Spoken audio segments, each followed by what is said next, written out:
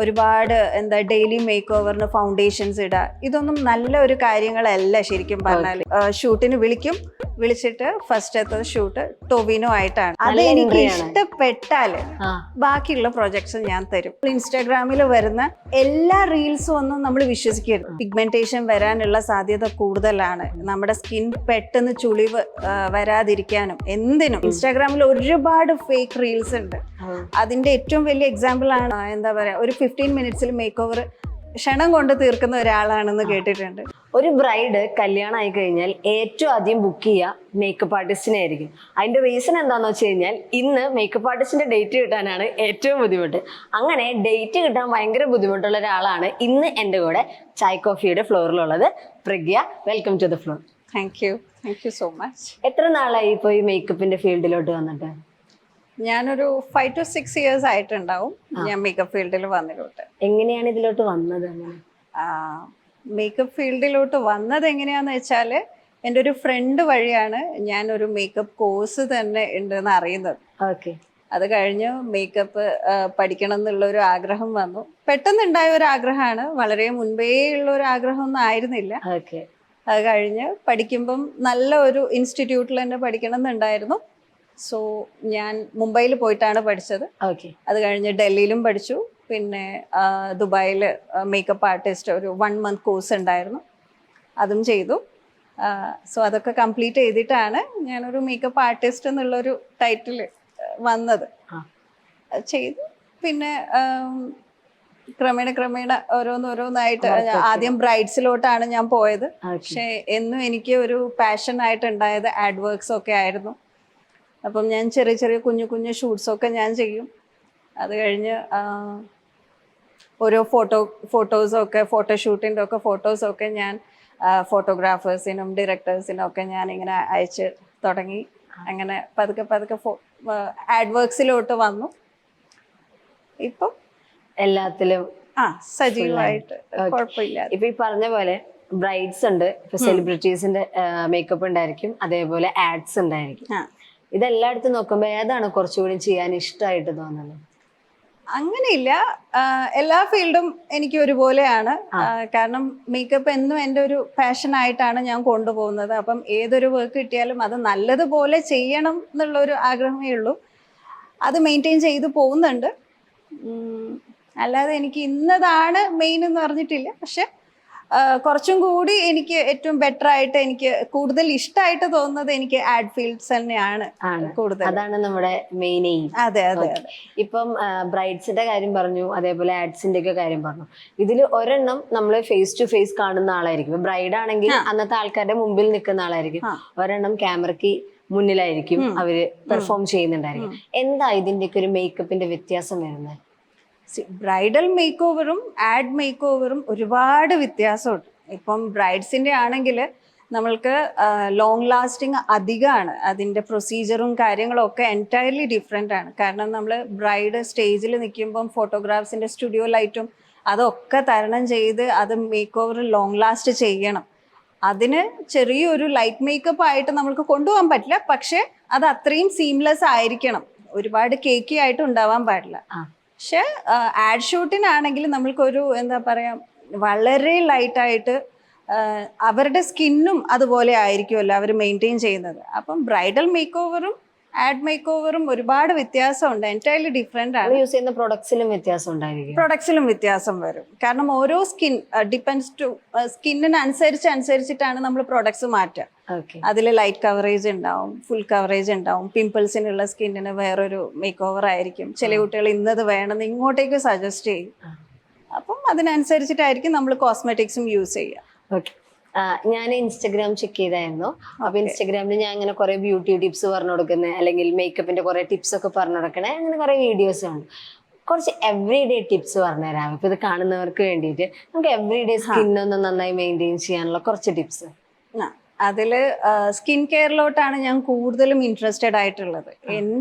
ഞാൻ മേക്കപ്പ് ഫീൽഡിലോട്ട് വരുമ്പം എനിക്ക് എൻ്റെ മനസ്സിൽ എപ്പോഴും ഉള്ളത് ഒരു ജോബെന്ന് മാത്രമായിട്ട് കണ്ടിട്ടല്ല ഞാൻ മേക്ക് ഓവറിലോട്ട് മേക്കപ്പ് ഫീൽഡിലോട്ട് വരുന്നത്. പെൺകുട്ടികളെ ഒന്ന് നല്ല രീതിയിൽ ഒന്ന് എന്താ പറയുക, ഒരു ബ്യൂട്ടിഫുൾ ആയിട്ട് എനിക്ക് ചെയ്യാൻ പറ്റണം. അവരുടെ എന്താ ഒരു ഫീച്ചേഴ്സ് എൻഹാൻസ് ചെയ്യുക, അതാണ് മേക്ക് ഓവറിൽ ഞാൻ മെയിൻ ആയിട്ട് കാണുന്നത്. അപ്പം അതിന് വേണ്ടിയിട്ട് മെയിൻ ആയിട്ട് വേണ്ടത് സ്കിൻ കെയറാണ്. അതിൽ ഞാൻ ഏറ്റവും കൂടുതൽ ഡെയിലി ടിപ്സ് ആയിട്ട് ഞാൻ കൊടുക്കുന്നത് സൺസ്ക്രീൻ യൂസ് ചെയ്യണം എന്നായിരിക്കും. ഇപ്പോഴത്തെ നമ്മുടെ അതെ, സൺസ്ക്രീൻ നിർബന്ധമാണ്. അത് ഏതൊരു സ്കിൻ ആണെങ്കിലും, എങ്ങനെയുള്ള സ്കിൻ ആണെങ്കിലും സൺസ്ക്രീൻ നിർബന്ധമാണ്. പിന്നെ ഒന്ന് പറയുന്നത് ഞാൻ ഡബിൾ ക്ലെൻസിങ് ആയിരിക്കും. കാരണം ഡബിൾ ക്ലെൻസിങ് ചെയ്യുമ്പോൾ സ്കിന്നിന് അത്രയും മാറ്റങ്ങൾ വരും. പെട്ടെന്ന് കാണുന്ന മാറ്റങ്ങളല്ല, അതൊരു ടൈം എടുക്കും. ഗ്രാജുവലി ഒരു 1 month 2 month എടുക്കും. അതൊക്കെയാണ് ഞാൻ സ്കിൻ കെയറിൽ ഞാൻ കൂടുതലായിട്ടും പറയുന്ന മെയിൻ 2 പോയിന്റ്സ്. ഇപ്പം ഡബിൾ ക്ലെൻസിങ്ങിന്റെ കാര്യം പറഞ്ഞതുകൊണ്ട് ഞാൻ ചോദിക്കാം. ഇപ്പൊ ചിലവർ പറയാറുണ്ട് കിടക്കുന്നതിന് മുൻപ് ഡബിൾ ക്ലെൻസിങ് ചെയ്യണം. ശരിക്കും അത് കിടക്കുന്നതിന് മുൻപാണോ, അതോ നമ്മൾ മോർണിംഗ് 2 നേരം നമ്മൾ ഡബിൾ ക്ലെൻസിങ് ചെയ്യണോ, അതോ ഡെയിലി ഒരു പ്രാവശ്യം? ഡബിൾ ക്ലെൻസിങ് അതും അതിന് ഓരോരോ സെക്ഷൻ ഉണ്ട്. എല്ലാവരും അത് ചെയ്യണം എന്നില്ല. സൺസ്ക്രീൻ എല്ലാവരും യൂസ് ചെയ്യണം നിർബന്ധമാണ്. പക്ഷെ ഡബിൾ ക്ലെൻസിങ് ഇപ്പം കുറെ വീട്ടമ്മമാരൊന്നും ഇപ്പം ഡബിൾ ക്ലെൻസിങ് ഒന്നും ചെയ്യേണ്ട ആവശ്യമില്ല. അവർ സൺസ്ക്രീൻ യൂസ് ചെയ്യാറില്ല. സൺസ്ക്രീൻ റീയൂസ് ചെയ്യുന്ന ആൾക്കാരുണ്ട്. ഇപ്പം രാവിലെ യൂസ് ചെയ്ത് നമ്മൾ വർക്കിനൊക്കെ പോകുമ്പം രണ്ടാമതും അത് റീ ആപ്ലിക്കേഷൻ ചെയ്യും. ആ സമയത്ത് ഡബിൾ ക്ലെൻസിങ് നിർബന്ധമാണ്. അതുപോലെ ഫൗണ്ടേഷൻ, കോസ്മെറ്റിക്സ് ഒക്കെ യൂസ് ചെയ്യുമ്പം ഡബിൾ ക്ലെൻസിങ് വേണം. അത് ഏറ്റവും നല്ലത് ഈവനിങ് ടൈം, നമ്മൾ രാത്രി കിടക്കുന്ന സമയത്തോ അല്ലെങ്കിൽ ജോബൊക്കെ കഴിഞ്ഞ് വീട്ടിലോട്ട് തിരിച്ചു വരുന്ന സമയത്തായിരിക്കും അത് കൂടുതൽ എഫക്റ്റീവ് ആവുക ഡബിൾ ക്ലെൻസിങ്. ഇപ്പൊ സൺസ്ക്രീനിന്റെ കാര്യം പറഞ്ഞതുകൊണ്ട് കുറെ പേർക്കുള്ള ഒരു ഡൗട്ടാണ്. അപ്പൊ ഞാൻ എനിക്ക് പെട്ടെന്ന് എന്റെ മനസ്സിൽ വന്നപ്പോൾ ഞാൻ ചോദിക്കുന്നതാ, ഒരു 6 hours കഴിയുമ്പോൾ സൺസ്ക്രീൻ റീഅപ്ലൈ ചെയ്യണം എന്ന് കേട്ടിട്ടുണ്ട്. അപ്പൊ നമ്മളിപ്പം ഈ പുറത്തു പോകുന്നവർ അല്ലെങ്കിൽ കുറച്ച് എന്തെങ്കിലും കൺസീലർ അല്ലെങ്കിൽ ഫൗണ്ടേഷൻ ഒക്കെ യൂസ് ചെയ്യുന്നവരാണെങ്കിൽ അങ്ങനെയുള്ളവർക്ക് ഈ ഒരു സൺസ്ക്രീൻ റീഅപ്ലൈ ചെയ്യാന്ന് പറയുന്നത് അതെങ്ങനെയാ ചെയ്യുന്നത്? കാരണം അതിന്റെ മുകളിൽ തേക്കുമ്പോ ചിലപ്പം അതിങ്ങനെ വരും. അതിനും ഇപ്പൊ ഒരുപാട് പ്രോഡക്ട്സ് മാർക്കറ്റിൽ അവൈലബിൾ ആണ്. അപ്പോൾ സൺസ്ക്രീൻ സ്റ്റിക്ക് യൂസ് ചെയ്യാം. നമ്മൾക്ക് സൺസ്ക്രീൻ സ്റ്റിക്ക് എന്ന് പറഞ്ഞിട്ട് തന്നെയുണ്ട്. അത് നമ്മൾ ഫൗണ്ടേഷന്റെ മേലെ അപ്ലൈ ചെയ്യുമ്പോൾ, എല്ലാ സ്റ്റിക്കും അല്ല, അത് കുറച്ച് ഞാനിപ്പോൾ എൻ്റെ മേക്കപ്പ് ക്ലാസ്സിൽ വന്നു കഴിഞ്ഞാൽ ആ സ്റ്റിക്കൊക്കെ ഞാൻ ഇൻട്രൊഡ്യൂസ് ചെയ്യും. ഏതൊക്കെയാണ് പാച്ചസ് വരാത്ത സൺസ്ക്രീൻ സ്റ്റിക്ക് ഉണ്ടാവുക. അപ്പോൾ ഫൗണ്ടേഷന്റെ മേലെ നമ്മൾ അത് റീ ആപ്ലിക്കേഷൻ ചെയ്യും. പൗഡറിന്റെ മുകളിലാണെങ്കിലും എങ്ങനെ വേണേലും ചെയ്യാം. ഒരു പാച്ചസും വരില്ല. നല്ലൊരു ഗ്ലോവും കൂടി അതിൽ അച്ചീവ് ചെയ്യാൻ പറ്റും നമ്മൾക്ക്. അതൊക്കെ നമ്മൾക്ക് യൂസ് ചെയ്യാം. ഈസിലി അവൈലബിൾ ആണ് അതൊക്കെ. പക്ഷെ നമ്മൾക്ക് ക്രീംസ് യൂസ് ചെയ്യാൻ പറ്റില്ല. ഫൗണ്ടേഷനും പൗഡറും ഒക്കെ സെറ്റ് ചെയ്ത ശേഷം നമ്മൾ ക്രീം യൂസ് ചെയ്യുമ്പം എന്തായാലും പാച്ചസ് വരും. അപ്പൊ സ്റ്റിക്ക് ആയിരിക്കും കൂടുതൽ. പിന്നെ സ്പ്രേ ഉണ്ട്. സ്പ്രേ ഒക്കെ നല്ലതാണ്, പക്ഷെ അതിൽ SPF കുറവായിരിക്കും. അപ്പം സ്റ്റിക്കിലും ക്രീംസിലും ഒക്കെ SPF 50+ അല്ലെങ്കിൽ PA+++ അതൊക്കെ അവൈലബിൾ ആണ്. സ്പ്രേയിൽ അത് കുറവാണ്. സോ അതൊക്കെ നമ്മളെ ഹാൻഡ്സിനും ബോഡി പാർട്സിനും ഒക്കെ യൂസ് ചെയ്യുന്നതായിരിക്കും നല്ലത്. ഈ മേക്കപ്പിന്റെ ട്രെൻഡ് എന്നുള്ളത് എവറി ഡേ മാറിക്കൊണ്ടിരിക്കുകയായിരിക്കും. ചിലപ്പോൾ കഴിഞ്ഞ മാസത്തെ ട്രെൻഡ് ആയിരിക്കില്ല ഇപ്പൊ ഉണ്ടായിരിക്കുക. അപ്പം ഇപ്പോഴത്തെ കറന്റ്ലി ഇപ്പം ബ്രൈഡ്സിന്റെ മേക്കപ്പ് ഇങ്ങനെ ചെയ്തുകൊണ്ടിരിക്കുക. അപ്പൊ കറന്റ്ലി ഇപ്പോഴുള്ള ട്രെൻഡ് എന്താ? ശരിക്കും എല്ലാവരും എങ്ങനത്തെ വേണമെന്നാ കൂടുതൽ ആളുകൾ പറയുന്നത്? ഇപ്പം ഇൻസ്റ്റാഗ്രാമിലും ഒക്കെ കാണുമ്പം എല്ലാവരും ഗ്ലാസ് സ്കിൻ മേക്ക് ഓവർ, ഇതിന്റെ ബാക്കിലാണ് എല്ലാവരും പോകുന്നത്. പക്ഷെ അതിന്റെ ഒരു സത്യാവസ്ഥ എന്ന് വെച്ചാൽ നമുക്ക് ഗ്ലാസ് സ്കിൻ മേക്ക് ഓവർ എല്ലാ ഫേസിലും അപ്ലൈ ചെയ്യാൻ പറ്റില്ല. കാരണം ടെക്സ്ചേർഡ് സ്കിൻ അല്ലെങ്കിൽ പിമ്പിൾസ് ഉള്ള സ്കിന്നിന് ഗ്ലാസ് മേക്ക് ഓവർ നമ്മൾക്ക് പറ്റില്ല. കാരണം പിമ്പിൾസ് ഒക്കെ ഉള്ളതാണ്, ടെക്സ്ചർ ഉള്ളതാണ്. നേരെ മറിച്ച് അവരുടെ സ്കിൻ ഫ്ലോലെസ് ആണെങ്കിൽ നമുക്ക് ഗ്ലാസ് സ്കിൻ മേക്ക് ഓവർ ഒക്കെ നമുക്ക് ഈസി ആയിട്ട് അപ്ലൈ ചെയ്യാൻ പറ്റും. അതുപോലെ നമ്മൾക്ക് ഇപ്പം ഞാൻ മുൻപേ എൻ്റെ ഒരു റൂട്ടീൻ അല്ലെങ്കിൽ എൻ്റെ ഒരു മേക്കപ്പിന്റെ ഒരു രീതിയാണ് സ്കിന്നി മേക്ക് ഓവർ ചെയ്യുക. അപ്പം ഒരുപാട് ലെയേഴ്സ് ആയിട്ട് തോന്നിക്കാതെ ഒരു സ്കിന്നി മേക്ക് ഓവർ ആണ് ഞാൻ. ന്യൂഡ് എന്ന് വെച്ചാൽ അത് അങ്ങനെയല്ല, അതൊരു കളർ കോമ്പിനേഷൻ ആയിട്ട് വരുന്നതാണ്. ന്യൂട്രൽ ആയിട്ട് ഒരു നാച്ചുറൽ മേക്ക് ഓവർ എന്നൊക്കെ പറയും. പക്ഷെ സ്കിന്നി മേക്ക് ഓവർ എന്ന് വെച്ചാൽ നമ്മുടെ സെക്കൻഡ് സ്കിൻ ആയിട്ട് തന്നെ അത് ഉണ്ടാവുക. അത് ഒരുപാട് കേക്കി ആയിരിക്കില്ല, ഒരുപാട് അതുപോലെ ആയിരിക്കും. അപ്പം അതാണ് ഞാൻ എന്നും ട്രെൻഡായിട്ട് കാണുന്നത്. കാരണം ആർക്കും ഭയങ്കരമായിട്ട് കേക്കി ആയിട്ടുള്ള മേക്ക് ഓവർ അന്നും ഇന്നും ആർക്കും അത് വേണ്ട. എപ്പോഴും സ്കിന്നി മേക്ക് ഓവർ ആണ് എല്ലാവർക്കും വേണ്ടത്. അപ്പം അതാണ് എനിക്ക് എന്നും ട്രെൻഡായിട്ട് ഉണ്ടാവുക. പിന്നെ അത് അവർ പറയുന്ന പോലെ ന്യൂഡ് മേക്ക് ഓവർ അല്ലെങ്കിൽ നാച്ചുറൽ ആയിട്ട് അത് ബ്രൈഡ്സിനും ഇപ്പം പുതിയതായിട്ട് കാണുന്നുണ്ട്. ഒരുപാട് കളേഴ്സ് ആയിട്ടുള്ള ബ്ലഷ് യൂസ് ചെയ്യാറില്ല. ന്യൂട്രൽ ആയിട്ട് നമ്മൾ കൊണ്ടുപോവുകയാണെങ്കിൽ ഐ മേക്കപ്പ് ഭയങ്കര ഡാർക്ക് ആവരുത്, അല്ലെങ്കിൽ ലിപ്സ്റ്റിക്ക് മതി, ഒരു ലിപ്സ്റ്റിക്ക് മതി നമ്മുടെ ന്യൂഡ് മേക്ക് ഓവർ കളയാൻ വേണ്ടിയിട്ട്.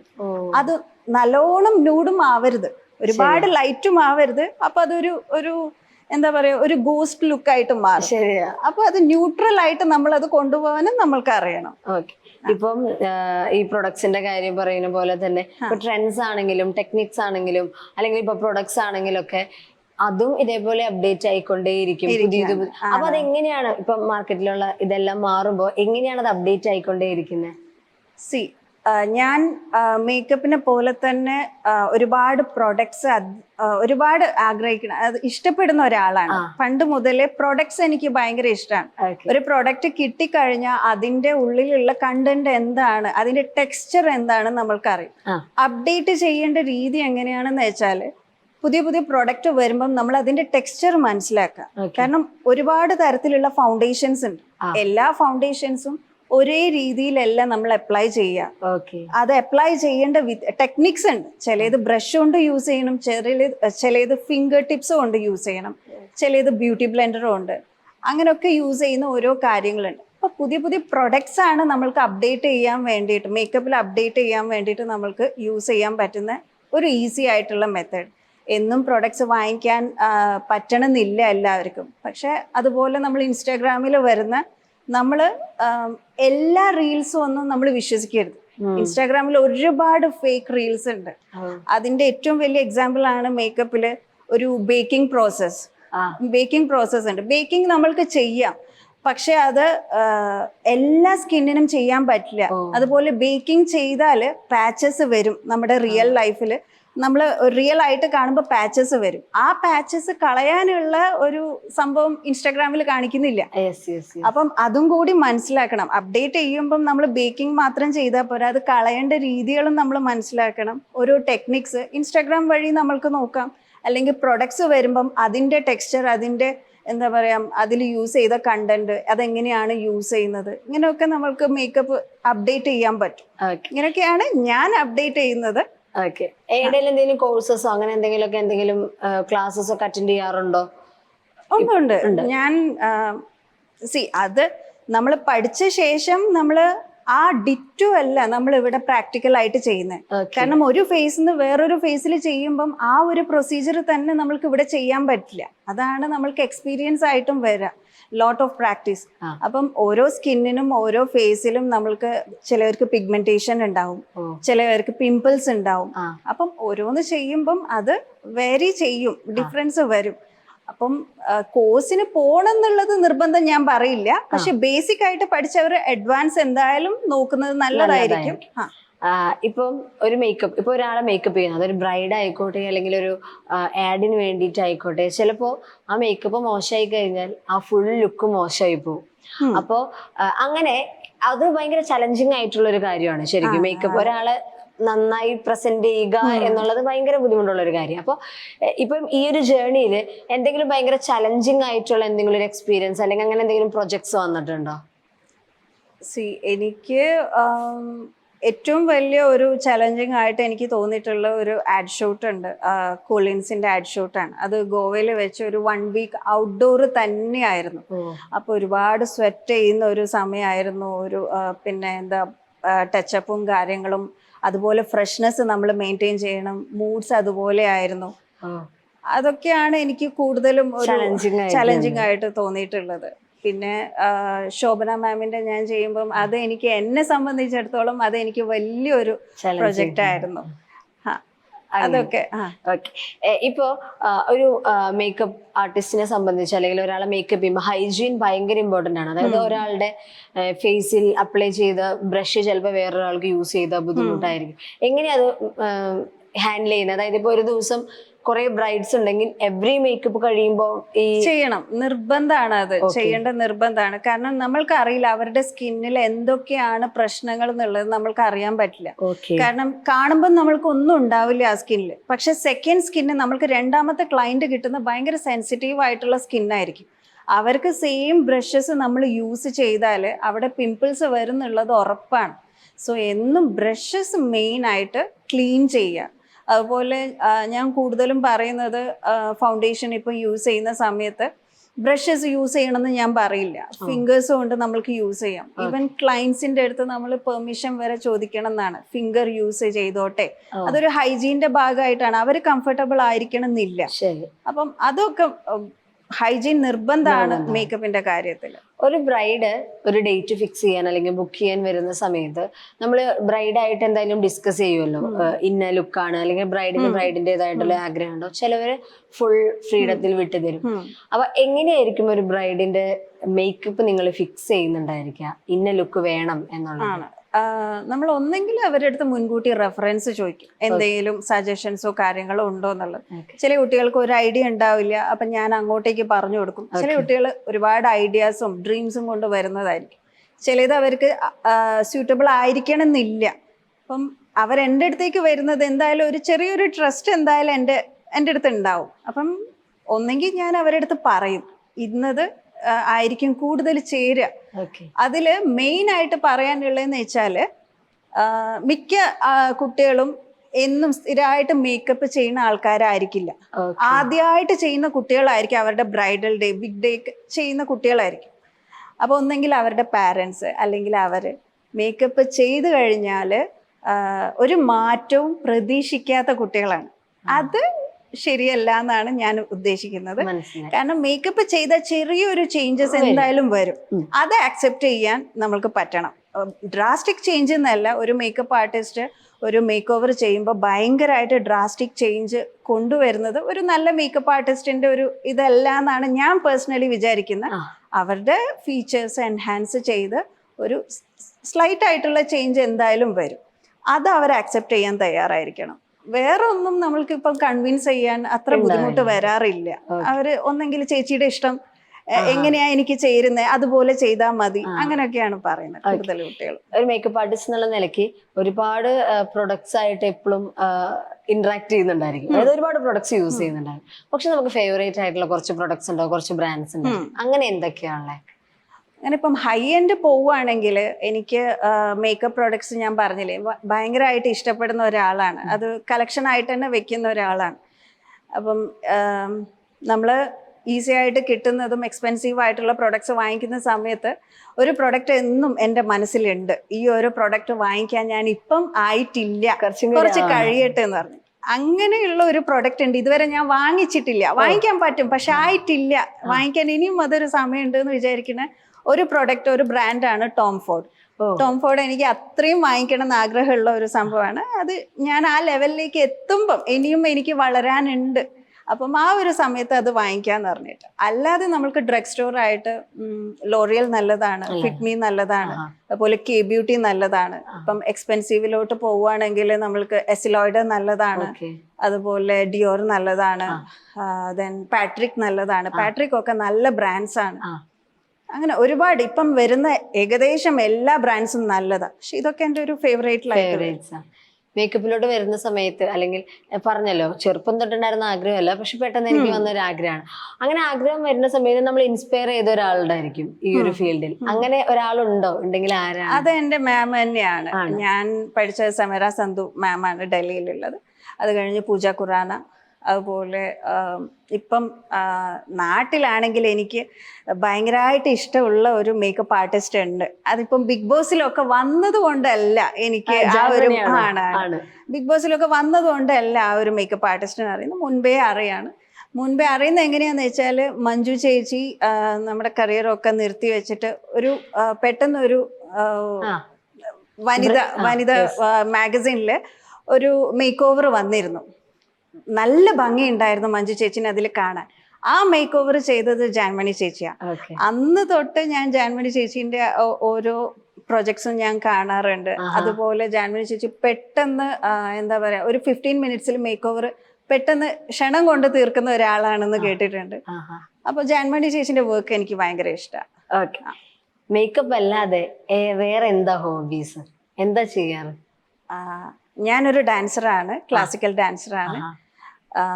ഞാൻ എന്താ പറയാ സ്കൂളിലൊക്കെ കലാതിലകായിരുന്നു. ഞാൻ സ്റ്റോറിയില് അതിന്റെ ഒരു പേപ്പർ കട്ടിന്റെ അപ്പം വെറുതെ ഇരിക്കുന്ന സമയത്ത് വീട്ടിൽ നിന്നൊക്കെ ഇങ്ങനെ പ്രാക്ടീസ് ചെയ്യുന്നല്ലാതെ വേറെ അങ്ങനെയൊന്നുമില്ല. മേക്കപ്പ് തന്നെയാണ് മെയിൻ ആയിട്ട്. അത് ശരി. ഇപ്പം ഒരു മേക്കപ്പ് ആർട്ടിസ്റ്റ് എന്നുള്ള നിലയ്ക്ക് ഒരു മേക്കപ്പ് പ്രൊഡക്റ്റ് നിങ്ങൾ ഇത് യൂസ് ചെയ്തു, വേറെ ഒന്നും യൂസ് ചെയ്തില്ലെങ്കിൽ ഇത് യൂസ് ചെയ്തു, അങ്ങനെ പറയുന്ന എന്തെങ്കിലും ഒരു പ്രൊഡക്റ്റ് ഉണ്ടോ? മേക്കപ്പിലായിട്ട് എനിക്കത് പറയാനില്ല. പക്ഷെ ഞാൻ നേരത്തെ പറഞ്ഞ പോലെ സ്കിൻ കെയറിലാണെങ്കിൽ എന്നും എല്ലാവരും, അത് ജെൻസ് ആവട്ടെ ലേഡീസ് ആവട്ടെ, സൺസ്ക്രീൻ അത് മസ്റ്റ് ആയിട്ട് യൂസ് ചെയ്യണമെന്നേ ഞാൻ പറയുള്ളൂ. കാരണം പിഗ്മെന്റേഷൻ വരാനുള്ള സാധ്യത കൂടുതലാണ്. നമ്മുടെ സ്കിൻ പെട്ടെന്ന് ചുളിവ് വരാതിരിക്കാനും എന്തിനും സൺസ്ക്രീൻ, നമ്മുടെ സ്കിന്നിനനുസരിച്ചിട്ട് ആ സൺസ്ക്രീൻ ഏതാണ് പ്രൊഡക്റ്റ് എന്ന് വെച്ചാൽ അത് വാങ്ങിക്കണം, അത് യൂസ് ചെയ്യേണ്ടത് നിർബന്ധമാണ്. ആഡ്സിന്റെ സെക്ഷനിലോട്ട് വരാം, അല്ലെങ്കിൽ സെലിബ്രിറ്റി ഷൂട്ടിന്റെ സെക്ഷനിലോട്ട്. ഓക്കെ, സെലിബ്രിറ്റി ഷൂട്ടിനെ പറ്റി സംസാരിക്കും. ഏതാണ് ഫസ്റ്റത്തെ സെലിബ്രിറ്റി ഷൂട്ട്, അല്ലെങ്കിൽ എങ്ങനെയാണ് ഫസ്റ്റ് വരുന്നത്? ഫസ്റ്റ് ഞാൻ വരുന്നതെന്ന് വെച്ചാൽ ഫാഷൻ മോംഗറിന്റെ ബൊഹീമിയൻ എന്ന് പറഞ്ഞ ഒരു പ്രൊജക്റ്റ് ആയിരുന്നു. എങ്ങനെയാ അതിലോട്ട് വരുന്നത്? അതിൽ ഇത് ഞാൻ പറഞ്ഞ പോലെ ഞാൻ ഫോട്ടോഗ്രാഫ്സ് ഒക്കെ ഞാൻ ഫാഷൻ മോംഗറിന് ഞാൻ ഇൻസ്റ്റാഗ്രാം വഴി ഞാൻ അയച്ചു. ആ സമയത്ത് പറഞ്ഞൊരു കാര്യമുണ്ട് ഫാഷൻ മോംഗർ, എന്നെ നേരിട്ട് കണ്ടിട്ടില്ല, എൻ്റെ ഈ ഫോട്ടോസും ഒക്കെയാണ് പറഞ്ഞിട്ടുള്ളത്. അതിൽ പറഞ്ഞിട്ടുള്ളത് ഞാൻ ഷൂട്ടിന് വിളിച്ചിട്ട് ഫസ്റ്റത്തെ ഷൂട്ട് ടൊവിനോ ആയിട്ടാണ്. അത് എനിക്ക് ടൊവിനോ ആയിട്ടായിരുന്നു ചെയ്തത്.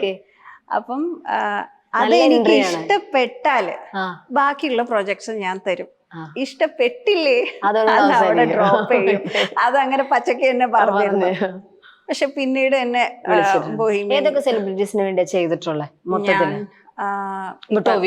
ടൊവിനോ, സാനിയ, അതുപോലെ നിഖില വിമൽ, ആ സമയത്ത് കലണ്ടറിന് വേണ്ടി പ്രയാഗ മാർട്ടിൻ, ശോഭന മാം, പിന്നെ നൈല ചേച്ചി,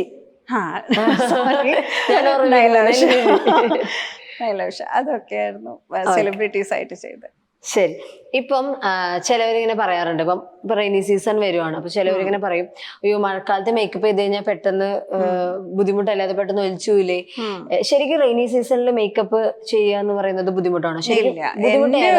എന്റെ ഒരു കൺസെപ്റ്റില് സമ്മർ സീസണിലാണ് ഏറ്റവും ബുദ്ധിമുട്ട്. കാരണം ഇപ്പോഴത്തെ പ്രോഡക്ട്സ് ഒക്കെ വാട്ടർ പ്രൂഫ് ആണ്, സ്വെറ്റ് പ്രൂഫ് അല്ല.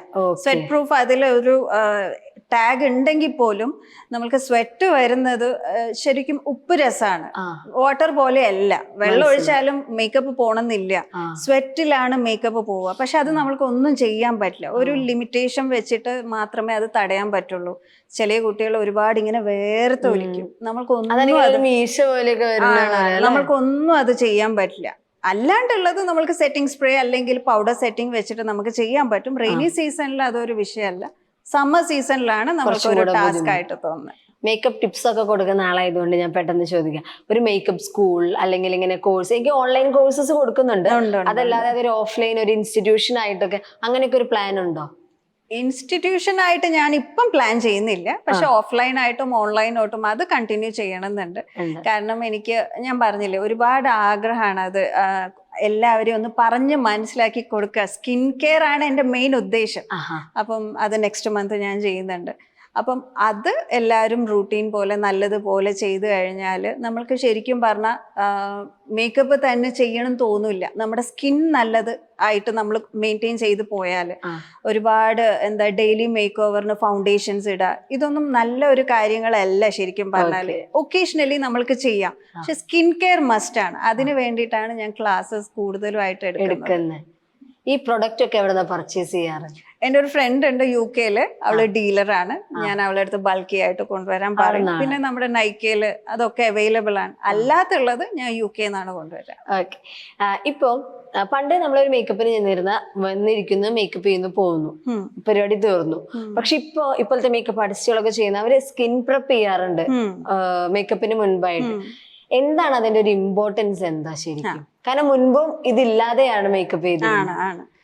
നമ്മൾ മോയ്സ്ചറൈസറും ഇതൊന്നും യൂസ് ചെയ്യാതെ ഫൗണ്ടേഷൻ മാത്രം നമ്മുടെ സ്കിന്നിൽ ഇട്ടാല് ആ ഫൗണ്ടേഷൻ സ്കിന്നിന്റെ അകത്ത് പോവും. അങ്ങനെയാണ് സ്കിൻ ഡാമേജ് ആവുക. അതായത് പിമ്പിൾസ് വരും, ക്ലോട്ട്സ് വരും, അങ്ങനെ വൈറ്റ് ഹെഡ്സ്, ബ്ലാക്ക് ഹെഡ്സ് അതൊക്കെ വരും. നേരെ മറിച്ച് നമ്മൾ സ്കിൻ പ്രെപ്പ് നല്ലതുപോലെ ചെയ്താൽ, മോയ്സ്ചറൈസർ ആണ് ഏറ്റവും ലാസ്റ്റ് നമ്മൾ ചെയ്യുക, അത് കഴിഞ്ഞ് സൺസ്ക്രീൻ, അത് കഴിഞ്ഞാൽ അവിടെ സ്കിൻ പോഴ്സ് അവിടെ ബ്ലോക്ക് ആയി. എന്നിട്ട് നമ്മൾ ഫൗണ്ടേഷൻ ചെയ്യുമ്പോൾ സ്കിന്നിന്റെ അകത്ത് പോവില്ല. ആ സ്കിൻ കെയർ ആണ് സ്കിന്നിന്റെ അകത്ത് പോകേണ്ടത്, നമ്മുടെ സ്കിൻ ഇംപ്രൂവ്മെന്റ് ചെയ്യേണ്ടത്. ഓക്കെ. പക്ഷെ കോസ്മെറ്റിക്സ് നമ്മുടെ സ്കിൻ ഇംപ്രൂവ്മെന്റ് ചെയ്യുന്നതല്ല, അത് സ്കിന്നിന്റെ പുറത്തുള്ളതാ. അപ്പൊ കൂടുതലായിട്ട് ഒന്ന് ബ്ലെൻഡ് ആവണമെങ്കിൽ മോയ്സ്ചറൈസർ വേണം. ഡ്രൈ സ്കിന്നിൽ ബ്ലെൻഡ് ആവില്ല, അതൊന്ന്.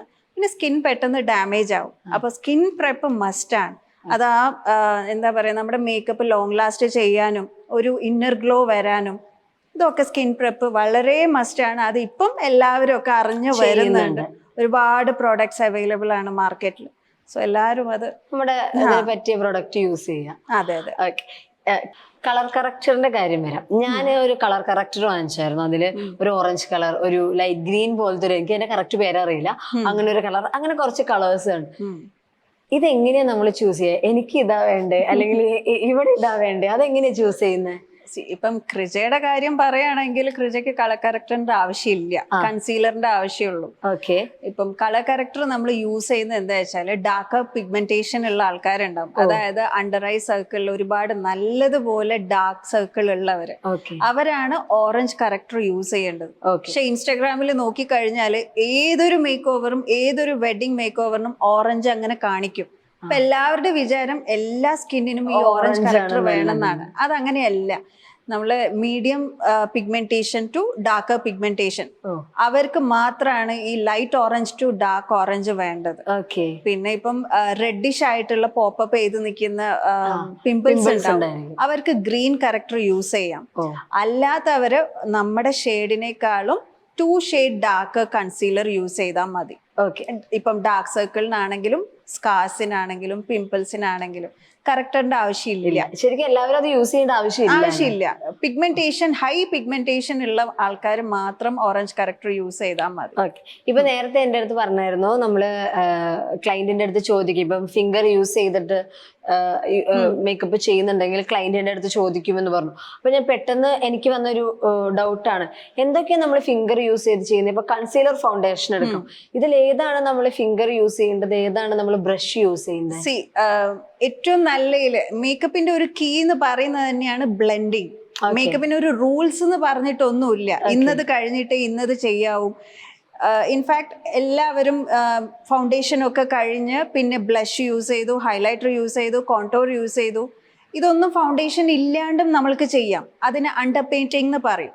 അതായത് കോണ്ടോറിങ് ആദ്യം ചെയ്യും, കൺസീലിംഗ് ആദ്യം ചെയ്യും, ബ്ലഷ് യൂസ് ചെയ്യും, എന്നിട്ട് അതിന്റെ മേലെ ഫൗണ്ടേഷൻ യൂസ് ചെയ്യും.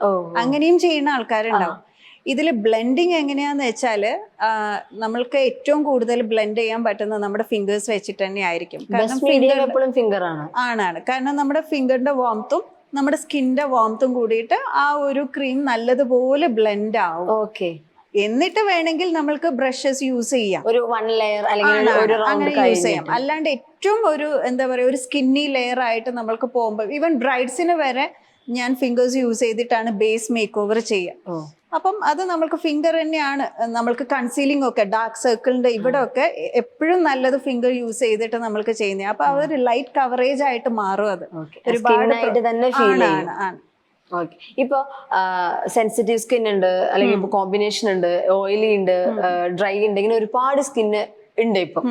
അപ്പൊ എങ്ങനെയാ ശരിക്കും ഒരു പ്രൊഡക്റ്റ് ചൂസ് ചെയ്യണ്ടേ നമ്മള്? ഒന്ന്, നമ്മുടെ സ്കിൻ എങ്ങനെയുള്ളത് നമുക്ക് സ്വയം വിലയിരുത്താൻ പറ്റണം. ഡ്രൈ സ്കിന്നാണോ, അതായത് ടീ സോൺ ഓയിലി ആയിട്ട് ഇവിടെ ചീക്സിന്റെ അവിടെ ഡ്രൈ ആയിട്ടുള്ളവരുണ്ട്, അത് കോമ്പിനേഷൻ സ്കിന്നാണ്. ഓയിലി സ്കിൻ എന്നും ഒരു വാക്സി ടൈപ്പ് പോലെ ഇരിക്കും. മുഖമൊക്കെ കഴുകി കഴിഞ്ഞ് ഒരു 5 മിനിറ്റ് കഴിഞ്ഞു കഴിഞ്ഞാൽ നമ്മുടെ സ്കിൻ എന്താണോ അതാണ് നമ്മുടെ സ്കിൻ. അതിപ്പം ഡ്രൈ പാച്ചസ് ആണെങ്കിൽ അത് ഡ്രൈ സ്കിൻ. ഇനി അതെല്ലാം നിങ്ങൾക്ക് അത് മേക്കൗട്ട് ചെയ്യാൻ പറ്റുന്നില്ലെങ്കിൽ ഒരു ഡെർമനെ കാണാം. അതെ. അതിനുശേഷം ആ സ്കിന്നിന് പറ്റിയ ഒരു ക്രീംസ് ആണ് നമ്മൾ എന്നും യൂസ് ചെയ്യേണ്ടത്. നമ്മുടെ കയ്യിൽ ഒരുപാട് പ്രോഡക്ട്സ് ഉണ്ട് എന്ന് പറഞ്ഞിട്ട് കാര്യമില്ല. സ്കിന്നിനനുസരിച്ചിട്ട് അതും റൈറ്റ് എമൗണ്ട് മാത്രമേ നമ്മൾ ഫേസിൽ യൂസ് ചെയ്യാൻ പാടുള്ളൂ. ഒരുപാട് യൂസ് ചെയ്തിട്ട് കാര്യമില്ല. നമ്മൾ റൈറ്റ് പ്രോഡക്റ്റ് റൈറ്റ് എമൗണ്ടിൽ നമ്മൾ യൂസ് ചെയ്യുക. ഓക്കെ. ഇപ്പം ഞാൻ എൻ്റെ ഒരു ഡൗട്ട് ചോദിക്കുകയാണ്. ഇപ്പൊ ഒരു ബ്രൈഡ് ഒരു കല്യാണത്തിന് വരുമ്പോൾ ചിലപ്പോൾ ഫേഷ്യൽ ചെയ്യും, പീൽ ചെയ്യും, അങ്ങനെ കുറെ കാര്യങ്ങൾ ചെയ്യാറുണ്ട്. അപ്പൊ അവരുടെ അടുത്ത് ചിലപ്പോൾ ഇത് ചെയ്യണ്ട അല്ലെങ്കിൽ ഇങ്ങനത്തെ റിസ്ക് എടുക്കണ്ട അങ്ങനെ എന്തെങ്കിലും പറഞ്ഞു കൊടുക്കാറുണ്ടോ? ഉണ്ട്. അതായത് ബ്രൈഡ്സ് പെട്ടെന്ന് ഒന്നും ട്രൈ ചെയ്യാൻ പോവണ്ടെന്ന് ഞാൻ കൂടുതലും പറയുന്ന ഒരു കാര്യമാണ്. 3 months ബിഫോർ അല്ല, അതൊരു 1 year 8 months ബിഫോർ ആണ് നമ്മുടെ സ്കിന്നൊന്ന് നല്ലതുപോലെ നോക്കുക. ഇതുവരെ നോക്കാത്ത ആളാണെങ്കിൽ, ഇല്ലെങ്കിൽ നമ്മൾക്ക് ടീനേജ് ടൈം മുതലേ നമ്മൾ നോക്കണം എന്നാ പറയാം. ഇപ്പൊ അതെല്ലാവർക്കും മനസ്സിലാവാൻ തുടങ്ങി. അതുകൊണ്ട് ടീനേജ് ടൈമിൽ അത് നോക്കാൻ തുടങ്ങി. അതല്ല ബ്രൈഡ്സ് ആണെങ്കിൽ പെട്ടെന്നൊന്നും കയറി പുതിയതൊന്നും പരീക്ഷിക്കരുത്, അതൊക്കെ പറയും. അവരുടെ സ്കിന്നിനനുസരിച്ചിട്ട് ആരാണോ എക്സ്പേർട്ട് ആയിട്ടുള്ളത് അവരോട് സജഷൻസ് ചോദിക്കുക, എന്നിട്ട് എന്താണ് യൂസ് ചെയ്യേണ്ടതെന്ന് ചെയ്യും. ഓക്കെ, ശരി. എന്തൊക്കെയാ ഫ്യൂച്ചർ പ്ലാൻസ് വരുന്നത്? നെക്സ്റ്റ് പ്രൊജക്ട്സ് അങ്ങനെയൊക്കെ എന്തൊക്കെയാ? ഫ്യൂച്ചർ പ്രൊജക്ട്സ് എന്ന് പറയുന്നത് അപ്കമിങ് ബ്രൈഡ്സ് ഉണ്ട്, അതുപോലെ ആഡ് ഷൂട്ട്സ് വരുന്നുണ്ട്. സെലിബ്രിറ്റി ഷൂട്ട്സ് ഒരുപാട് ചെയ്യണം എന്ന് ആഗ്രഹമുള്ള ഒരാളാണ്, അതും വന്നുകൊണ്ടിരിക്കുന്നു. വേറൊന്ന് എനിക്ക് പറയാനുള്ളത്, അപ്കമിങ് മേക്കപ്പ് ആർട്ടിസ്റ്റിന്റെ അടുത്ത് എനിക്ക് പറയാനുള്ളത്, ഒരുപാട് മേക്കപ്പ് ആർട്ടിസ്റ്റ് ഇനിയും വന്നുകൊണ്ടിരിക്കുന്ന ഒരു ഒരുപാട് പേരെ കാണാം. ഞാൻ പഠിച്ചത് മുംബൈയിൽ നിന്നാണ് മേക്കപ്പ് ഒക്കെ. അപ്പൊ അവിടെ ഒക്കെ എന്താ പറയാ, ഓരോ മുക്കിലും മൂലയിലും ഒക്കെ മേക്കപ്പ് ആർട്ടിസ്റ്റ് ആണ്. അവിടെ ആരും ടെൻസ്റ്റ് അടിച്ച് നടക്കുന്ന ഒരു സംഭവമല്ല, അയ്യോ ഇവിടെ വർക്കില്ലല്ലോ എന്ന് പറഞ്ഞിട്ട്. കാരണം അവരവർക്ക് കിട്ടുന്ന വർക്ക് അവരവർക്ക് കിട്ടുന്നുണ്ട്.